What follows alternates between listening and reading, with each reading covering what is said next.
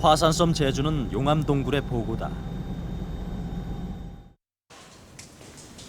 용천 동굴은 그중 가장 아름다운 동굴 가운데 하나로 손꼽힌다. 일반에 공개되지 않은 이곳은 무려 3km에 이르는 용암 동굴이다.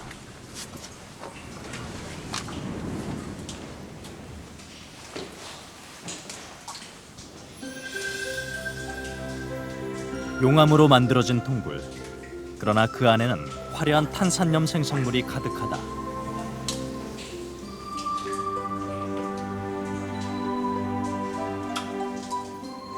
용암 동굴에서 볼 수 없는 진풍경이다.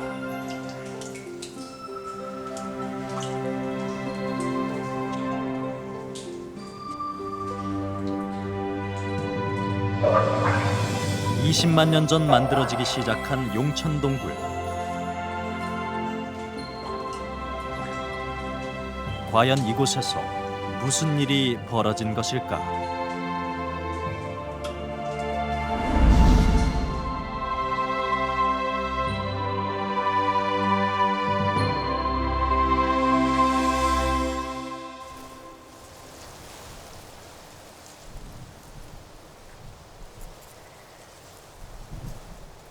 지난 2005년 5월 전신주 공사를 하는 과정에서 우연히 동굴이 발견됐다.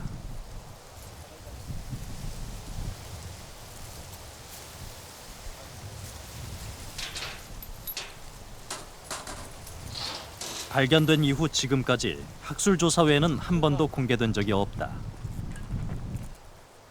안전과 동굴 보호를 위한 조치였다. 한 사람이 내려가고 나면 그 다음 사람이 내려갈 때까지 다시 내려오지 마세요. 여기 중간에 지상에서 8m 아래로 내려가면 그동안 어둠과 침묵에 쌓여있던 용천 동굴이 그 웅장한 모습을 드러낸다.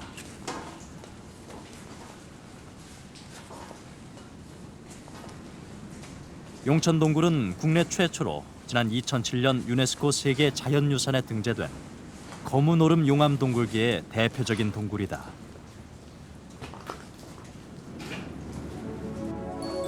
동굴 안은 그 폭과 높이가 구간마다 다르다.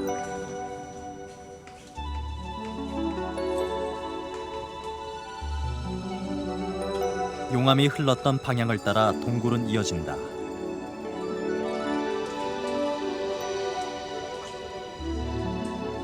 동굴 안에는 용암의 흔적이 고스란히 남아있다.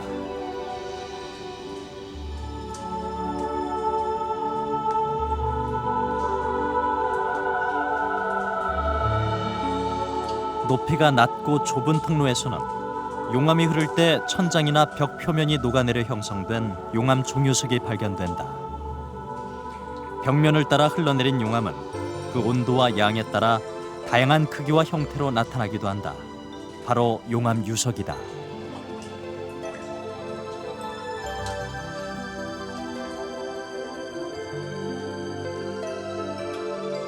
바닥에는 마치 굵은 줄을 감아놓은 듯한 밧줄 구조가 발견된다.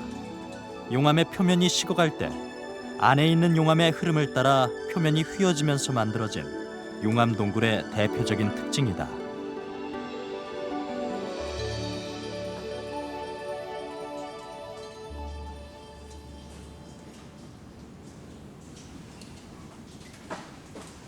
동굴 입구에서 하류 쪽 200m 지점. 이곳은 뜨거운 용암이 동굴 바닥을 뚫고 더 아래로 흘러간 흔적을 남겼다. 용암 폭포다.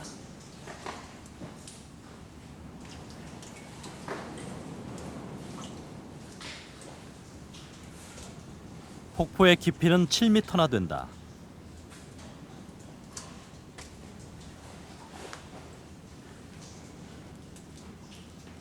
수차례 용암이 흘러내리면서 동굴 속에는 또 다른 동굴이 생기기도 한다. 이렇게 만들어진 동굴은 다층 구조를 이룬다. 용천 동굴의 경우에는 뒤에서 보시는 것처럼 다층 구조라고 하는 구조가 발달합니다. 이건 우리나라에 있는 동굴뿐만 아니라 하와이라든가 세계에 있는 많은 동굴에서 발달하는 그 대표적인 용암 동굴의 구조라고 할 수 있습니다. 용천 동굴의 마지막 하류는 좁은 통로에서 끝이 난다.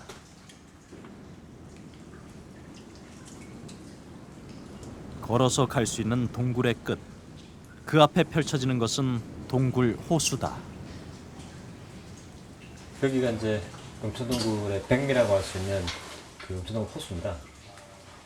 호수 제주도에서 동굴 중에 호수를 가지고 있는 동굴은 거의 알려진 바가 없고요. 세계적으로 그렇게 흔하지도 않습니다. 국내 용암 동굴 가운데 단 하나뿐인 호수. 이곳은 과연 어떤 모습일까? 동굴 지표면에서 8m 아래 호수를 탐사하기로 했다.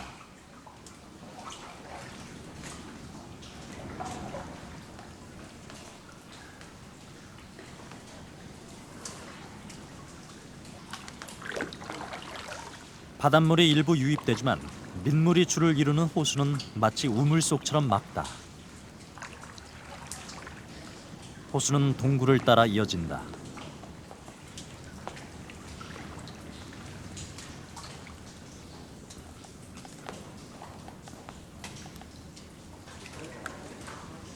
호수 안은 어떤 모습일까?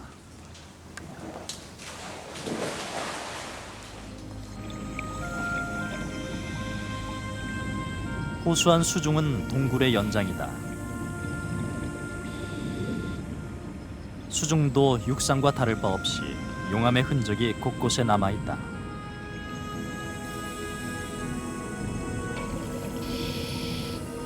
마치 손으로 정성스럽게 빚어놓은 듯한 용암 석수는 수중에서도 장관을 이룬다.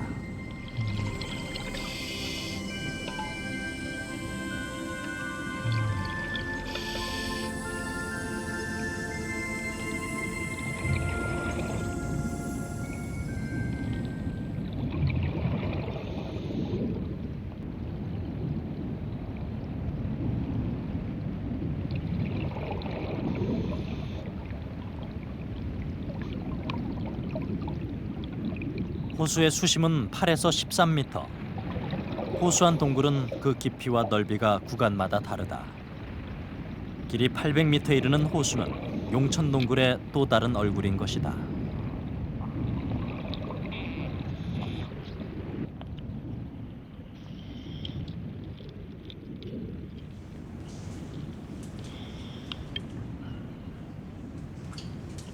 수중을 탐사하는 과정에서 그 옛날 사람들이 드나들었던 흔적이 발견됐다. 호수 입구 쪽에서 발견된 다량의 목재와 토기가 바로 그것이다.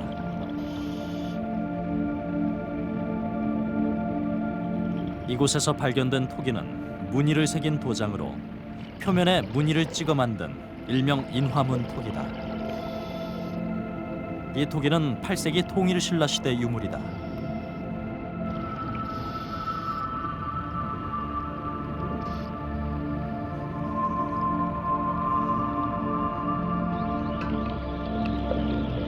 목재는 손을 대자마자 부스러져 버릴 정도로 부식된 상태다. 탄소연대 측정 결과 동굴에서 발견된 목재는 6세기에서 8세기 사이의 것으로 밝혀졌다.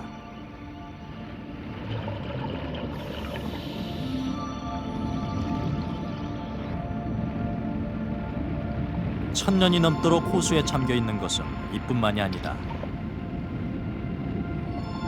호수 바닥에서는 동물의 뼈가 발견됐다.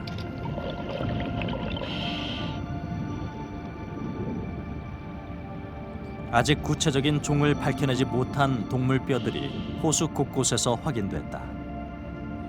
호수 일대에서 발견되는 동물 뼈는 주로 족제비과 사슴과의 동물로 추정되고 있을 뿐이다.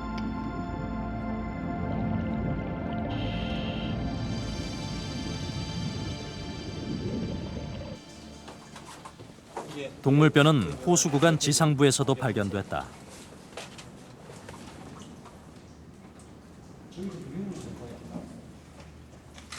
이 동물은 멧돼지로 밝혀졌다. 머리와 몸통, 그리고 골반까지 멧돼지의 형상 그대로다. 또 뼈도 아마 마찬가지 같아요. 이 뼈에 이 멧돼지가 여기 들어오고 나서 죽고 난 이후에 한 1000년 가까이 이런 생성물들이 지속적으로 떨어지면서 생성물들을 이제 피복을 시킨 것 같아요. 고고학 박물관을 방불케 하는 용천동굴 호수. 두 차례 학술 조사에서도 살아있는 생명체는 발견되지 않았다. 그런데 취재팀의 탐사 과정에서 예사롭지 않은 흔적이 카메라에 잡혔다.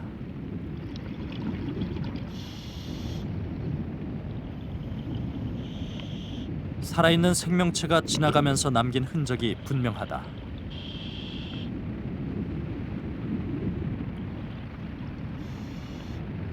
바닥을 유심히 살피던 카메라에 움직이는 물체가 포착됐다.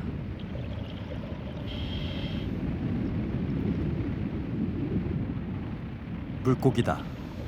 우리나라 동굴에서 물고기가 발견된 것은 이번이 처음이다.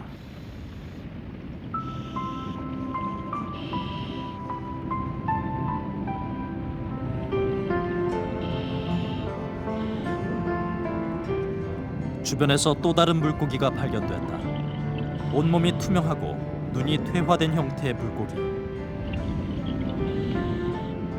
크기는 다르지만 같은 종류다.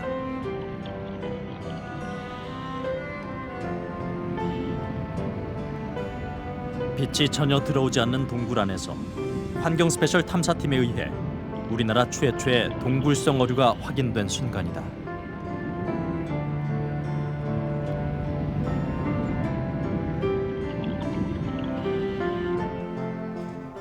이 가늘게 꼬리를 보려면 이쪽 가슴 진행을 맞추고 이동을 하는데요. 제작진은 보다 정확한 조사를 위해 어류학자에게 자문했다. 확인 결과 발견된 이 물고기는 제주 해안에서 서식하는 미끈 망둥인 것으로 드러났다. 머리가 크다는 특징, 그리고 이제 눈인데요. 눈이 위쪽에 나와 있는 특징이 바로 미끈망둑 속에 속하는 어류의 일반적인 특징이거든요. 용천 동굴 호수가 오랜 기간 외부와 격리된 점을 고려하면 이 물고기는 동굴 내부에서 퇴행성 진화가 됐을 가능성이 매우 크다. 이 용천 동굴에서 발견된 이 물고기는 아직까지 우리나라에서는 보호된 적이 없는 한국 미기록종이 될 가능성이 매우 높습니다. 뿐만 아니라 전 세계적으로도 일본에서 동굴성 미끈망독 어류가 2종이 보고가 되어 있긴 하지만은 일본 고유종이고 현재 절멸 위기에 처해 있기 때문에 우리나라에 나오는 이 종과는 굉장히 다를 가능성이 매우 높습니다. 다시 말해서 아직까지 학계에서 보고되지 않은 신종일 가능성이 높다는 얘기이고요. 제주는 200만 년 전 화산 활동으로 만들어졌다. 화산 폭발은 360여 개의 오름을 만들었다.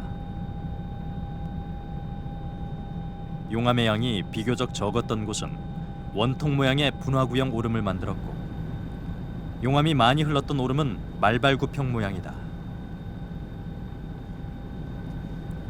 해발 463m의 검은 오름은 대표적인 말발굽형 오름이다.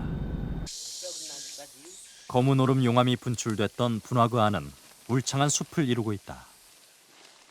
우리가 붕괴토랑의 거의 가운데 부분을 하고 있습니다. 지금 볼 수 있죠. 앞에 이곳에는 당시 용암이 흘렀던 흔적이 곳곳에 남아 있다. 지형에 비해서는 조심하십니다.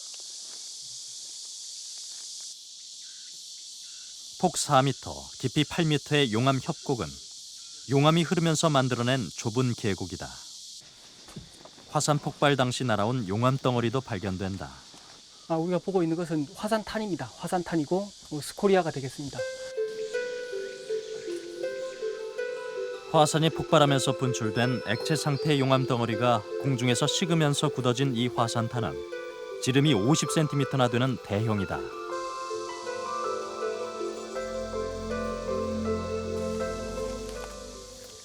희귀 난대 상록수와 양치식물의 보고인 검은 오름 분화구에는 크고 작은 구멍이 많다. 구멍이 있거든요. 이 구멍 같은 경우에는 용암으로 쌓인 암석들이 지표 밑으로 함몰되면서 만든 이 구멍은 일명 숨골이다. 쌓인 암석들 틈 사이로는 여름에 찬 기운이 나오고 겨울에는 따뜻한 바람이 흘러나온다. 용암 지형이 만들어낸 자연 에어컨이다.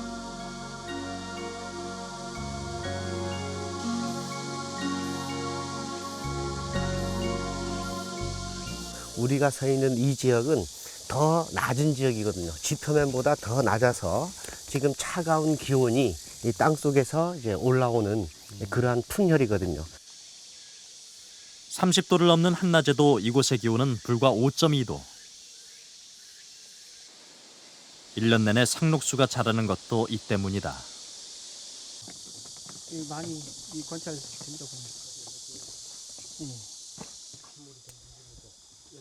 검은 얼음 용암은 곳곳에 동굴을 만들었다. 10m 정도 된다고. 깊이 35m에 이르는 수직 동굴도 그중 하나다. 보시면은 지금 습기 때문에 잘 안 보이시는데요. 수평으로 가장 바닥면에 수평으로 북쪽을 향해서 한 38m 정도 수평으로 가는 굴이 또 하나 있습니다.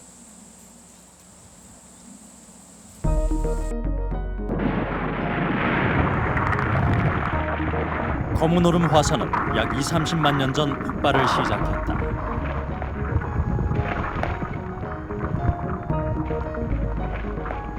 흘러내린 용암은 지표면부터 식으면서 굳어진다.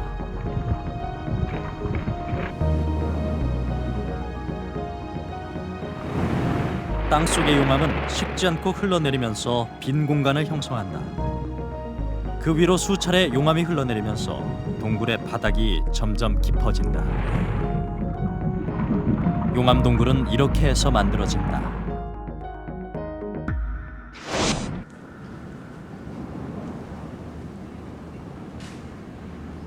만장굴은 세계 자연유산으로 등재된 검은 오름계 용암 동굴 가운데 가장 길고 웅장한 동굴로 손꼽힌다.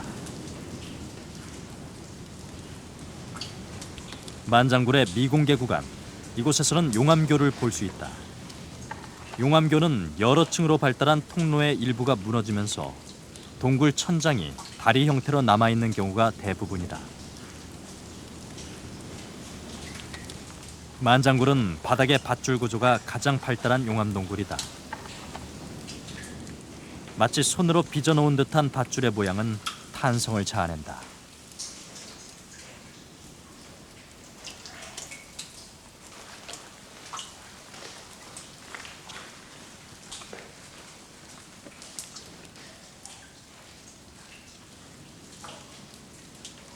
용암 동굴의 특징을 가장 잘 보여주고 있는 만장굴은 최대 높이 25m, 폭 18m를 자랑하는 웅장한 규모다. 이렇게 크고 복잡한 만장굴의 구조는 세계적으로 주목을 받고 있다. 상층굴의 규모도 상당히 크지만 제가 밟고 있는 발 밑에 또 다른 하층굴이 또 존재합니다. 규모가 20m 이상 되는 구간들이 아주 흔하게 발견되는데요. 다른 세계 어느 나라의 동굴, 용암 동굴의 어떤 규모에 견줘서도 아주 손색이 없는 아주 웅장한 규모의 동굴이라고 할 수 있습니다. 검은 오름 용암계에서 발견된 동굴은 만장굴을 비롯해 모두 10여 개에 이른다.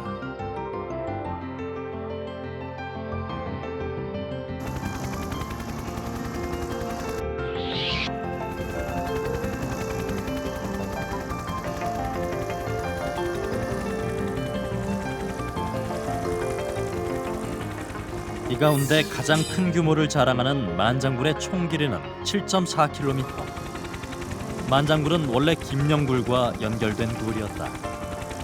만장굴에서 약 80m 떨어진 곳에 김녕굴이 있고 여기서 30m 떨어진 지점에 용천동굴이 자리 잡고 있다.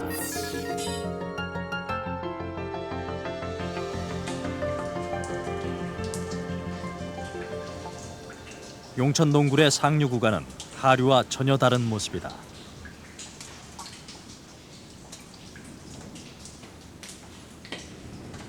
사람 한 명이 간신히 지나다닐 정도로 좁은 통로를 통과하면 황금색 동굴이 모습을 드러낸다.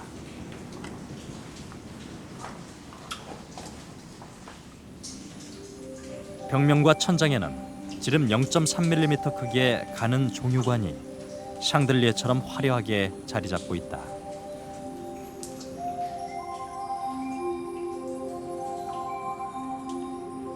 동굴 바닥도 생성물로 가득하다.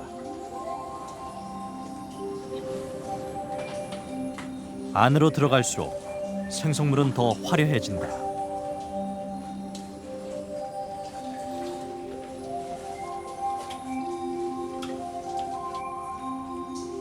동굴 속 생성물은 오랜 시간의 산물이다.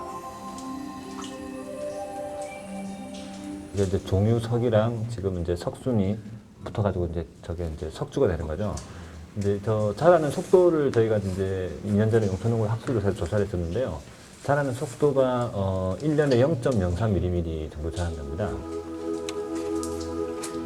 동굴 생성물의 비밀은 물방울 속에 있다.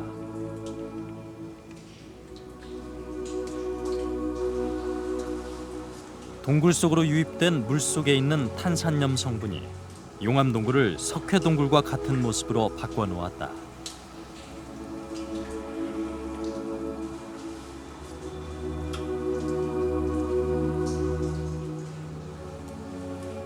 동굴 바닥에 형성되는 동굴 팝콘은 꽃이 핀 듯 아름다운 모양을 만들었다. 물의 양에 따라 그 결정체도 다양하게 나타난다.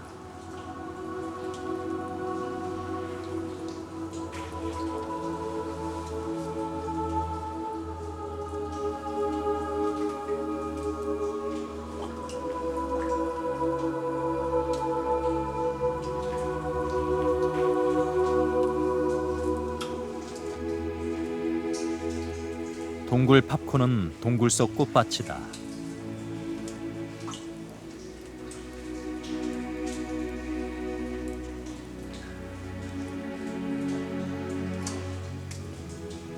동굴 속에서도 진주가 자란다. 미끄러질 듯 부드러운 모양의 동굴 진주는 그 어떤 보석보다도 아름답다.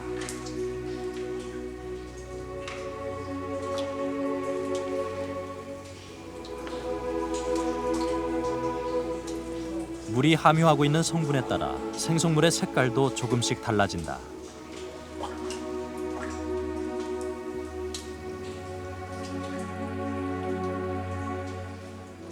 물방울 따라 길게 늘어지는 이 생성물은 그 모양이 커튼 같다고 해서 일명 동굴 커튼이라 불린다.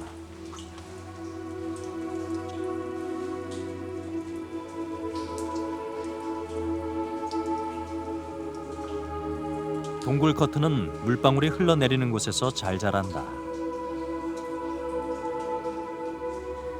용암동굴 내부에 다양한 탄산염 생성물들이 자라나는 이 현상은 학술적으로도 가치가 높다. 우리가 이 여러 사례를 전 세계의 사례를 조사하면서 보니까 전 세계의 어느 용암동굴도 제주도처럼 이렇게 용암동굴 내에 아름다운 그런 석회 성분으로 되어 있는 동굴 생성물이 자라 있는 것이 없다는 얘기예요.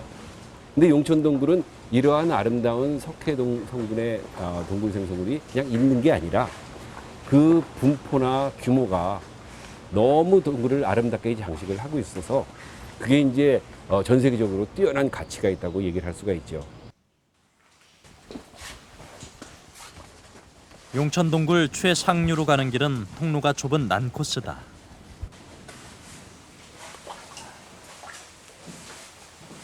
이곳은 사방이 생성물들로 빽빽하게 뒤덮여 있다.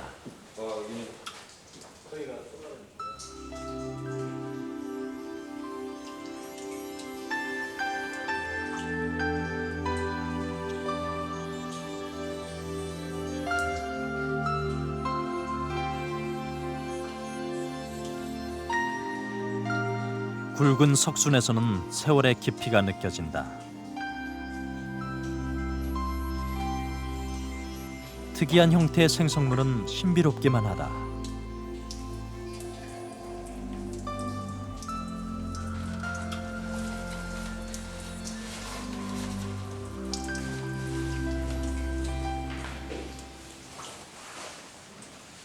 총 길이 3km의 용천동굴 끝부분. 이곳은 많은 양의 모래가 무너져 내린 채로 막혀 있다.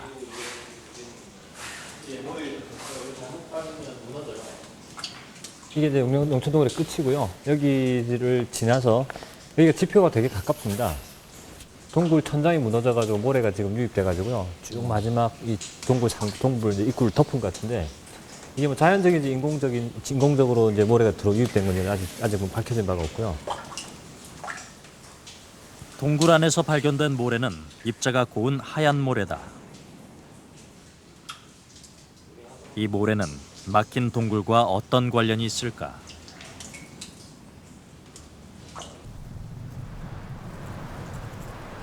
용천 동굴에서 불과 30m 떨어진 곳.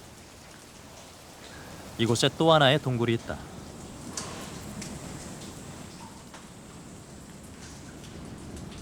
바로 김영굴이다. 구불구불한 동굴 모양 때문에 뱀굴이라고도 불리는 이 굴은 일부 구간이 2층 구조로 돼 있다. 동굴 입구가 외부와 통해 있는 김영굴에서는 귀가 큰 관박쥐를 볼 수 있다.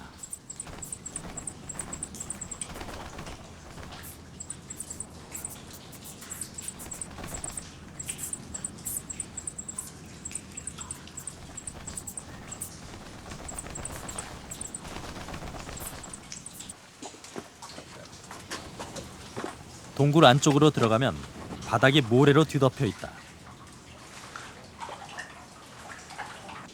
이 동굴의 반대쪽 부분이 바로 용천 동굴이다. 지금 전체적으로 지금 모래가 바깥쪽에서 안쪽으로 유입되는 형태를 띠고 있거든요. 지금 이 반대쪽이 지금 용천동굴 방향입니다. 김영굴의 마지막 구간을 모래가 막았고 반대로 용천동굴의 마지막 최상류 구간을 모래가 막은 형태를 띠고 있고요. 탄산염 생성물들이 많았던 용천 동굴의 최상류 지상부는 어떤 모습일까? 세월이 지나다 보니까 취재팀은 용천 동굴의 최상류 지역에 해당하는 월정리 마을을 찾았다.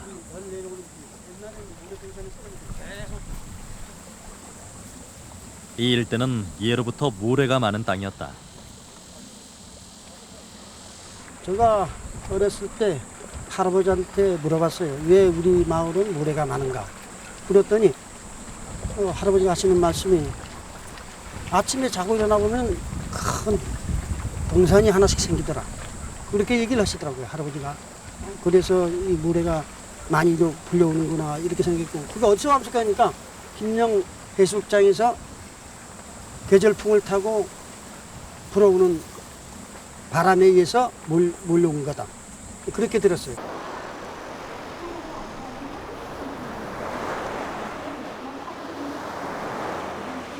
에메랄드빛 해변으로 이름난 김영 해수욕장. 이곳 바다 색깔의 비밀은 바로 모래다. 유난히 하얀 모래는 이곳을 찾는 사람들에게도 특별하다.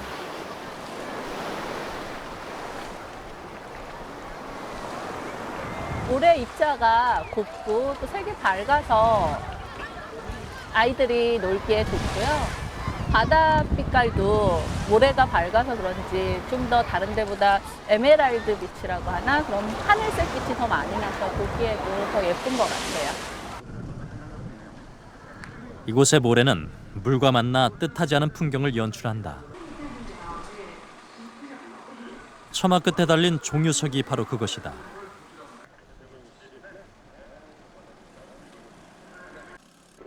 동굴 속 종유석과 같은 모습이다.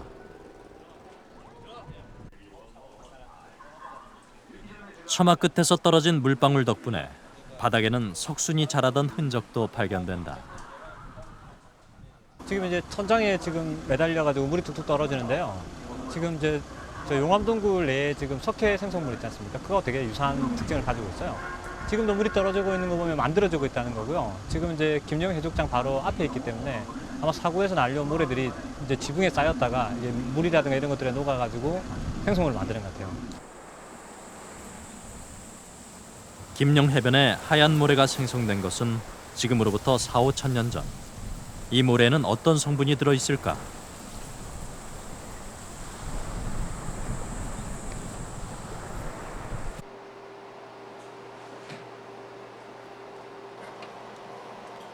현미경 조사 결과 김영 해안의 모래는 일반적으로 알려진 흙모래와는 전혀 달랐다. 입자가 가는 흙이 아니라 작은 조개나 바닷속 연체동물 껍질로 이루어진 모래다. 이 모래는 석회 성분이 풍부해 동굴 속 탄산염 생성물을 만드는 재료가 된다. 사구의 성분은 석순의 성분하고 똑같이 탄산칼슘으로 이루어져 있어요. 단지 이 차이는 뭐냐 하면은 사구에 있는 탄산칼슘의 그런 광물들은 생물체들이 만든 것이고 석순은 아까 물에서 직접 광물이 심전을 한 그런 차이죠. 그렇지만 성분은 똑같이 탄산칼슘으로 되어 있죠. 조개 껍데기로 만들어진 김영 해안의 모래는 바람을 따라 내륙으로 날아간다. 지난 겨울에도 이곳 해안의 모래는 도로 위를 뒤덮을 정도로 극성을 부렸다. 계절풍을 타고 날아간 모래는 일부 동굴의 지상부를 덮었다.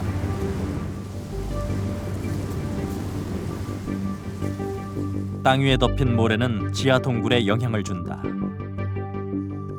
용천 동굴 일부 구간에만 탄산염 생성물이 생기는 것도 바로 이 때문이다.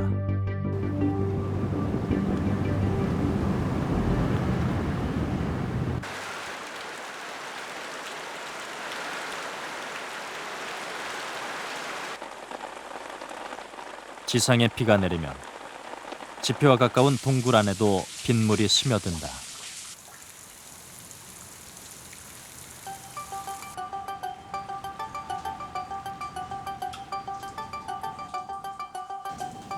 땅속으로 스며든 빗물은 동굴 생성물을 키우는 생명수다.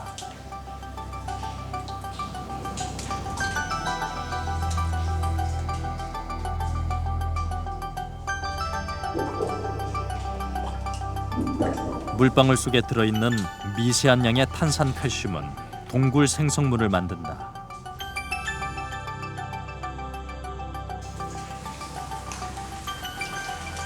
문제는 시간이다.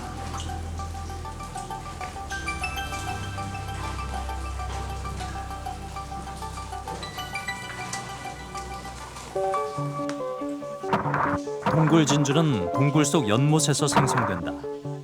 물속에 작은 이물질 조각에 피복된 미세한 입자의 방해석이 동굴 진주의 핵이다. 이 조각이 물결을 따라 움직이면서 바닥과 마찰되면 표면이 매끄러운 동굴 진주가 만들어진다.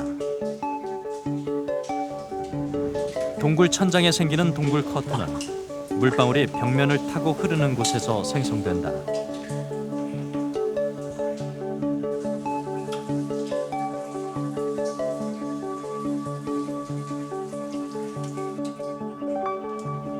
동굴 산호의 일종인 동굴 팝콘은 물방울 유입이 적은 곳에서 날카로운 형태로 자라난다.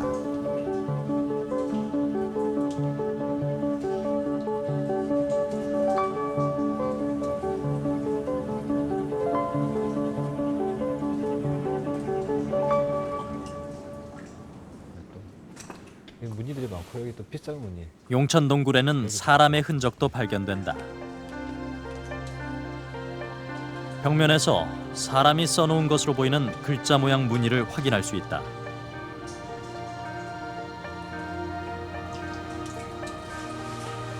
뿐만 아니라 전복 껍데기도 수십 군데서 발견됐다.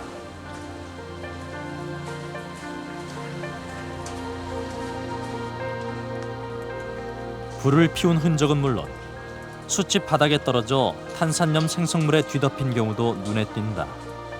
아주 오래전 누군가 이곳에 들어왔음을 알 수 있는 흔적이다.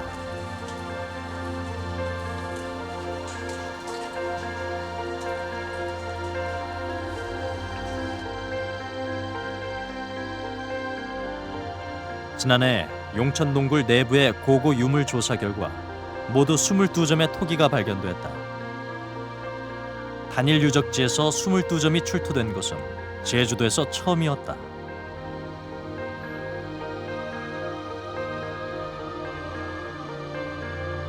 출토된 토기는 8, 9세기 것으로 통일신라 시대 유물로 밝혀졌다. 이 유물은 지금으로부터 1000년 전 이곳에 사람이 드나들었다는 사실을 말해주고 있다.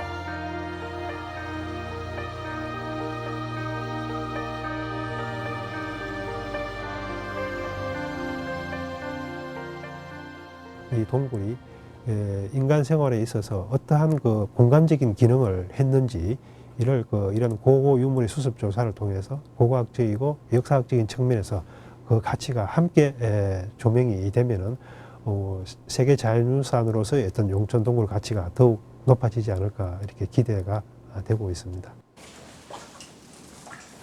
용천 동굴에는 또 다른 비밀이 숨어 있다. 동굴 안으로 들어와 있는 식물 뿌리다.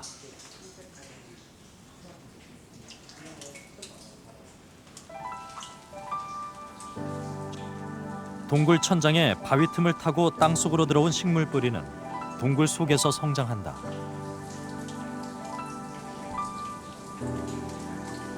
그 길이는 최대 8m에 이른다.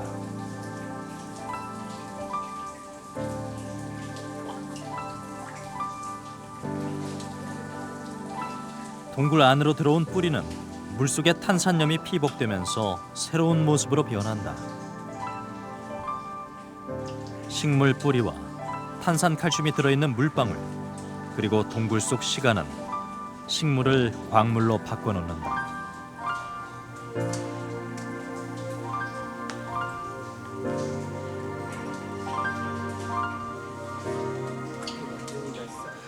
용천 동굴에 뿌리내린 식물을 알아내기 위해 학계 전문가들로 구성된 조사팀이 꾸려졌다.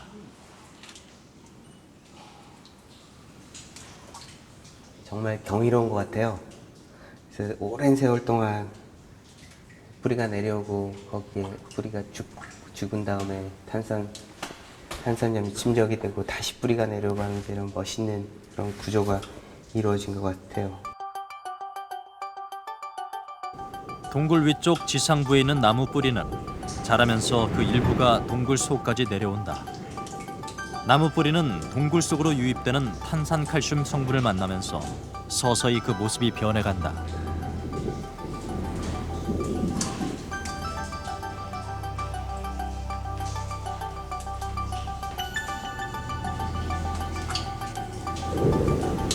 이렇게 나무 뿌리는 종유석이 되고 바닥에 닿으면서 나무 뿌리 석주가 되기도 한다.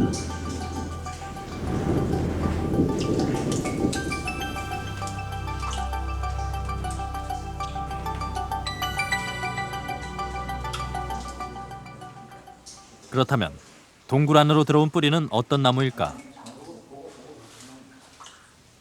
지금까지 국내에서 식물 뿌리에 대한 연구는 거의 되어 있지 않은 상태. 식물조사팀은 동굴 속에 뿌리내린 식물을 알아내기 위해 표본을 채취하고 조사에 들어갔다. 동굴 위 지상부에서 자라는 식물 조사도 병행했다.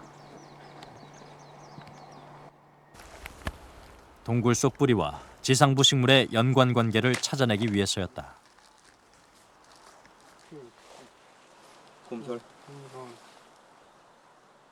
뿌리들이 있는 구간들을 쫙 살펴봤는데 대부분 도로와의 뜻도 있고 그다음에 경작지로 바뀌었는데 그나마 이 부분이 원식생이 유지가 되어 있는 것 같습니다. 그래서 곰솔이니 예덕나무, 보리수나무 이런 것들이 아주 자생하고 있는데 이런 식물들에 있어서 DNA를 채취를 해서 밑에 있는 뿌리가 내려와 있는 식물과 어떤 관계가 있는지 정확히 어떤 식물의 뿌리가 밑으로 내려와 있는지 DNA를 조사할 예정입니다.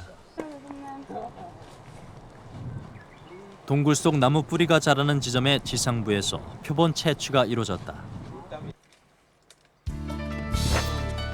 동굴 내부와 지상부에서 모두 95점의 표본을 채취했다.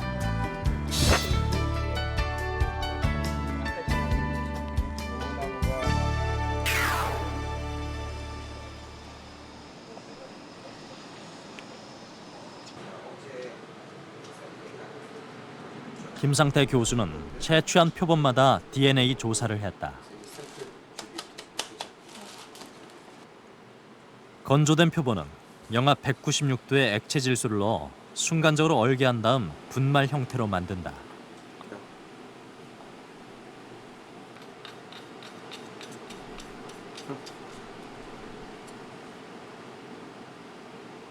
이 가루를 이용해 DNA를 추출한다.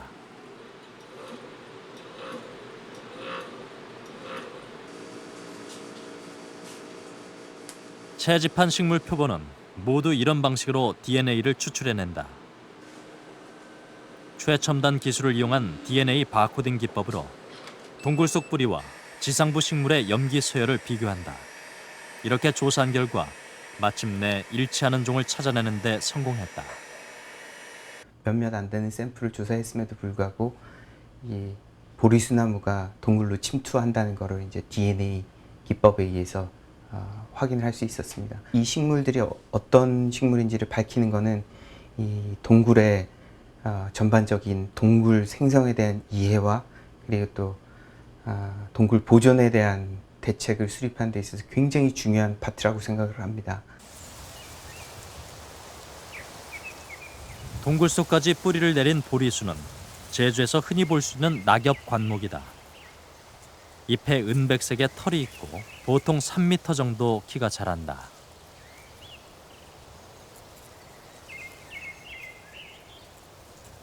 지하의 식물의 뿌리에 대해서는 알려진 게 사실상 많지는 않습니다. 근데 보리수나무도 마찬가지고요. 근데 보리수나무의 경우에 있어서 3에서 5m 정도까지 그 동굴까지 뻗는 그런 뿌리를 내리고 있구나 하는 것도 이 생물학적인 그런 좋은 결과를 얻을 수 있었습니다. 그래서 참 흥미로운 것 같습니다. 이런 조그만 나무가 그 속에까지 큰 뿌리를 깊게 뻗을 수 있다는 게 재밌잖아요. 추가 조사 결과 DNA가 일치하는 새로운 식물이 확인됐다. 절벽이 여기니까 이 일대에서 자라는 식물은 실제 동굴 속 뿌리와 같은 유전자를 갖고 있다. 좁은잎 천선과가 있네. 열매도 있어요. 보세요. 좁은잎 천선과. 네. 바로 천선과 종류다. 동굴 밑에까지 충분히 뿌리를 내릴 수 있는 그런. 신선이 먹는 과일이라는 천선과는 제주에서 흔히 볼 수 있는 식물이다.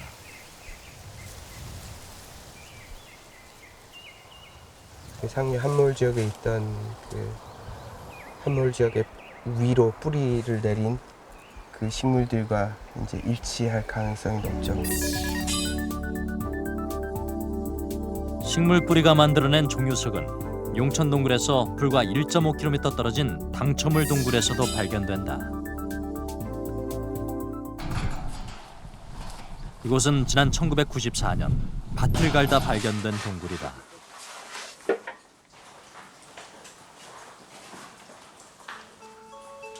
당첨을 동굴은 총 길이가 110m에 불과하지만 화려한 생성물은 마치 지하 궁전을 방불케 한다.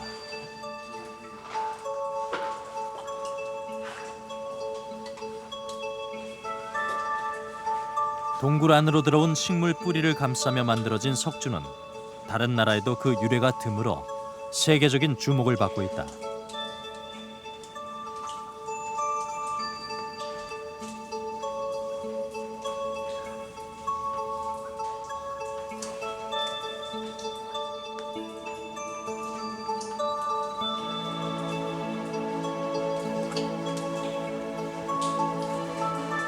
동굴 속 생성물은 살아있는 시간의 기록이다.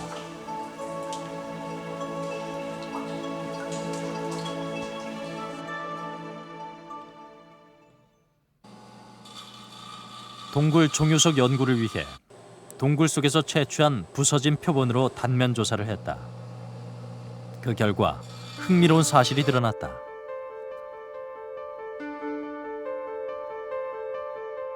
현미경 관측을 해보니 종유석에는 나무처럼 나이테가 선명하게 그려져 있다.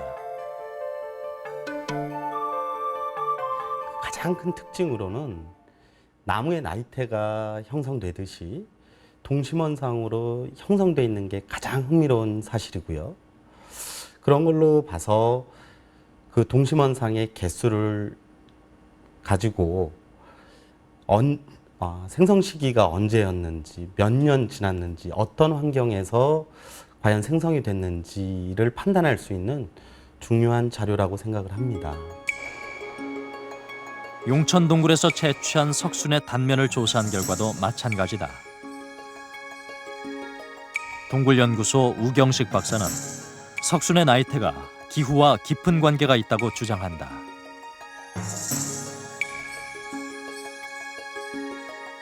나이테가 없는 부분은 순수한 탄산칼슘으로 되어 있는 부분이고, 나이테가 있는 부분은 약간의 유기물이 포함되어 있는 거예요. 비가 많이 이제 오는 여름철에는 이것이 이제 빗물이 많이 빨리빨리 내려오다 보니까 이것이 이제 맑은 물이 내려와가지고 요 탄산칼슘 성분만 쌓이다가 겨울이 되면 가을이 이제 되면서 특히 이제 10월달, 11월달 되면 토양이 많이 이제 부패하기 시작하거든요. 그럴 때 유기물이 많이 발생을 해가지고 이 12월달에 그 유기물이 많이 동굴 속으로 유입되다 보니까 특히 겨울철에 그런 이제 띠 같은 것이 이제 탄산칼슘 성분에 포함이 돼서 유기물이 포함돼서 나타나는 거죠.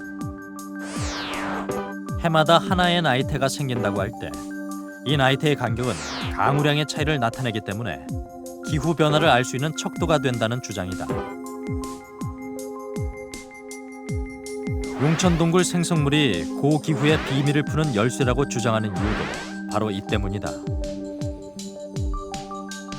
그래서 아마도 이 나이테의 간격을 우리가 추정을 하면 과거에 2000년 동안 얼마나 많은 태풍이 제주도를 갖다가 영향을 줬는지, 비가 어느 정도 많이 왔는지 이런 여러 가지 자료를 갖다가 추가적으로 이제 얻을 수 있을 거고, 우리가 가능하다면 우리가 그 허락을 받아서 좀 더 긴 기간 동안에 성장했던 석순을 우리가 분석할 수 있으면 1000년, 2000년, 맥시멈으로는 약 4000년까지의 기후 변화도 상세하게 우리가 밝혀냈을 것으로 기대를 하고, 아마 이 자료는 전 세계에서 나온 어느 기후 변화의 과거의 기후 변화 자료보다도 뛰어난 그런 자료를 갖다가 바로 이 용천동굴이 제시할 수 있을 것으로 기대를 하고 있습니다.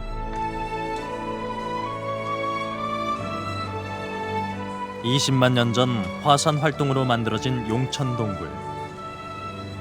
이곳에 4000년간 쌓인 탄산염 생성물. 용천동굴은 그 시간을 고스란히 기억하고 있다.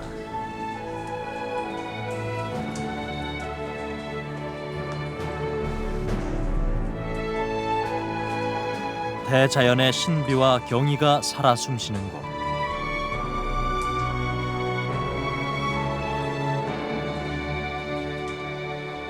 영겁의 세월을 넘어 수많은 이야기를 품고 있는 용천동굴의 비밀이 지금 풀리고 있다.